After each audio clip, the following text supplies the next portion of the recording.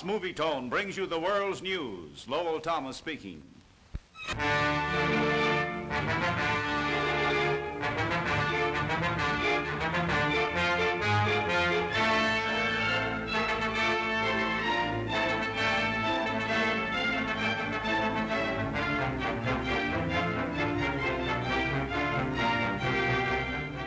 Rome.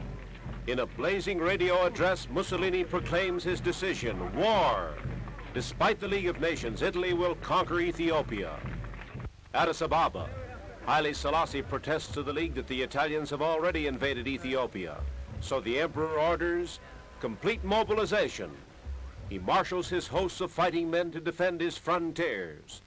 Movie Tone has already shown us the Ethiopians swarming north to Eritrea, and the massing of Mussolini's legions in Eritrea. And now the tribesmen are hurrying south towards Somaliland.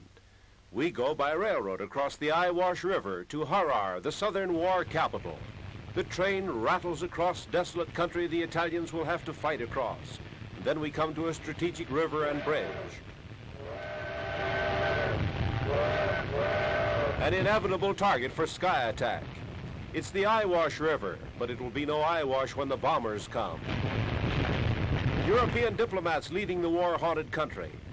This railroad is of vital importance, and so is the city of Harar. Metropolis of southeastern Ethiopia, it's a Mohammedan city in Christian Ethiopia. Lawrence Stallings and the Movie Tone Ethiopian expedition film warlike scenes in this remote East African town. Modern trucks, American trucks, rush streams of soldiers to the threatened points of attack near Italian Somaliland. Johnny the Ethiopian is going to war and saying goodbye.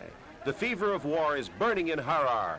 Boys play with guns. The women offer to fight beside their men.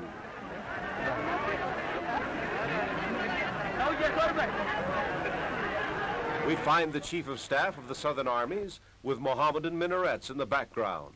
And he's a Mohammedan, a Turk, Wahab Pasha, Mohammedan fighting for Christian Ethiopia. Mussolini's generals will meet a soldier skilled in modern battle, veteran of the World War, a Turkish commander at the Dardanelles where the British were beaten, and he won 3 battles from the Russians. Haile Selassie was the hereditary governor of Harar before he became King of Kings. This land was conquered by the great Emperor Menelik, who beat the Italians at Addis. He subjugated the native tribes of the Gallas and gave the province to Haile Selassie's father. The emperor orders every man to the fighting front, by motor truck and by camel. Haile Selassie, Lion of Judah, defends his home province.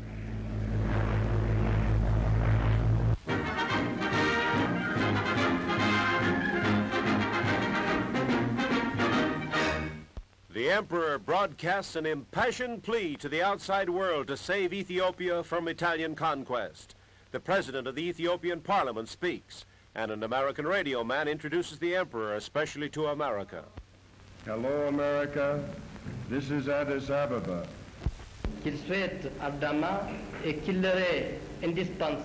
He defends his country's cause, calls upon the world to stop the war, and declares that Ethiopia is firmly for peace. Le peuple éthiopien est fermement attaché à la paix, mais il est en même temps... A nation praying for peace but ready to fight to the last.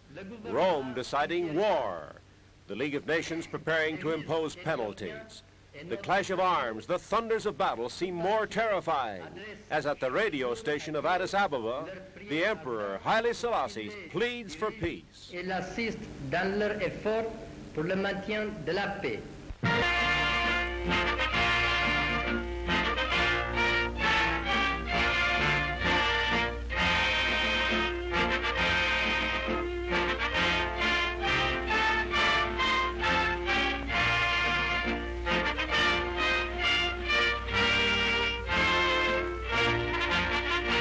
The city is crowded and uneasy, agitated by the approach of war. Even the traffic cop is tense and nerve-strained.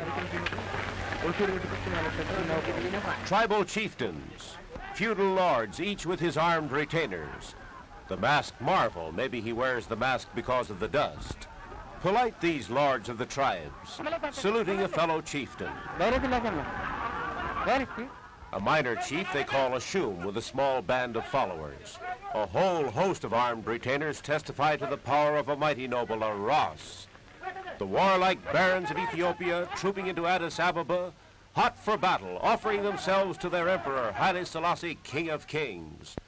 No barbaric chieftain of the warlike tribes, he's clever, suave, wise, playing his country's game against a great European power and modern war machine. Religion inspires Ethiopia in its hour of peril. Great hosts throng for a ceremony of prayer.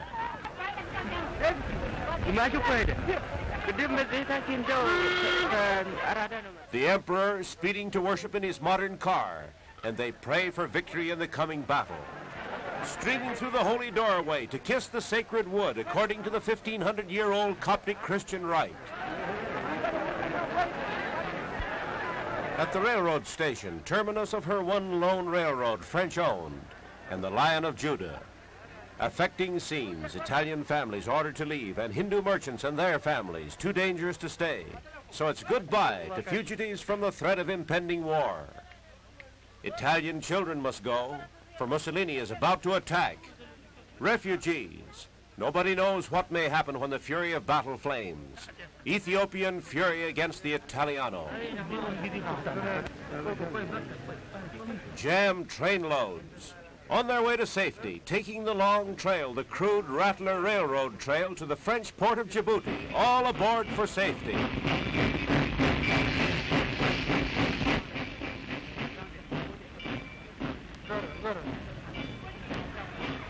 The army makes ready to meet the thunderbolt of modern war.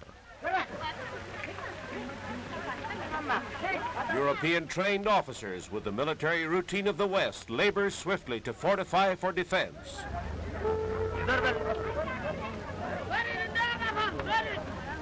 Ethiopia, the land of tribes, digging trenches. They know that Mussolini is sure to launch his full power of war against the capital city of Ethiopia, so dig hard and dig fast. Rifle pits and riflemen against an onrush of bombing planes, tanks, machine guns, flamethrowers, and modern infantry. And the legions of the King of Kings are on the march. Cavalry with tribal spears and modern rifles, ready to face machine guns and heavy artillery. Ethiopia has its European-trained army, a modern nucleus for its hordes of primitive warriors. On they march, ready for war, trained for war, well-equipped too, but not with shoes. The bare feet of armed Ethiopia still tell of a nation deprived of modern war equipment, preparing to meet the latest machinery of death, the ultra-modern legions of Rome.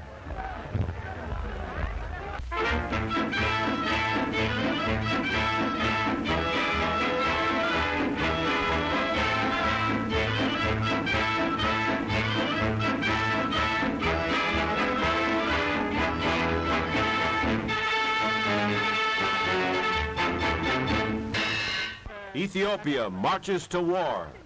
The outbreak of battle is expected at any hour. East African fighting men saying goodbye as soldiers always do. They stream to the line of danger. Their commander, a veteran chieftain of warlike tribes, General Habote Mikele, a jovial chieftain, but he takes the post of danger. He commands the northern and eastern frontier, the border of Italian Eritrea.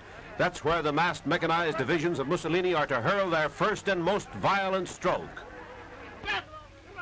The Ethiopian Air Force ordered to the front, a handful of planes like this, to face modern air power. They're loading up with munitions and automatic rifles. The Ethiopian Air Force is not to fight sky battles with the Italian squadrons. It's only for communications and transport, to keep contact with the front lines like this.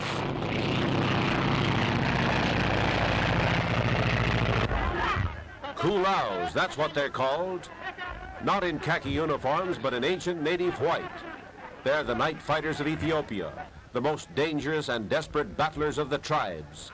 Prowlers of the darkness, killers of the dusk. The furtive attack, the secret ambush, the way of the night fighters. No motorized warfare for them. They take mules, sure-footed climbers to pack ammunition along mountain trails.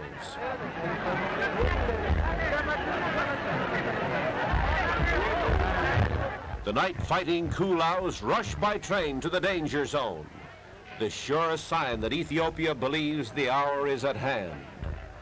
Haile Selassie has been delaying national mobilization, hoping the League of Nations would enforce peace. But now the sun is bright, the sky is clear, the rainy season is over. The time has come for Mussolini's machinery of battle to drive into action.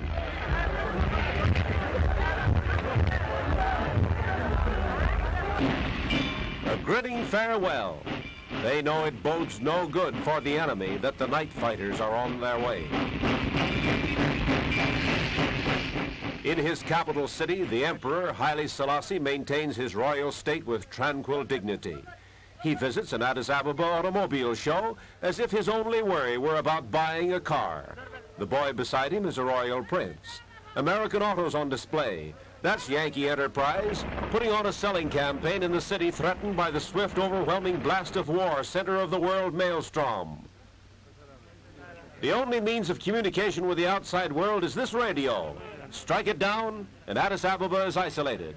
And the Italians will try to strike it down at once. An instant target for the bombing planes will be this radio station.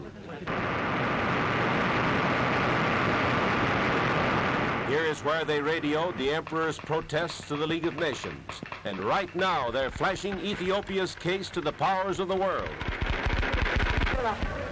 They're talking about America, neutrality policy in Washington, declarations by Secretary of State Hull, American Charge d'Affaires Cornelius Van H. Engert. With him, the King of Kings discusses the American slant on the crisis. Because the rain clouds have gone, the war clouds are drifting near.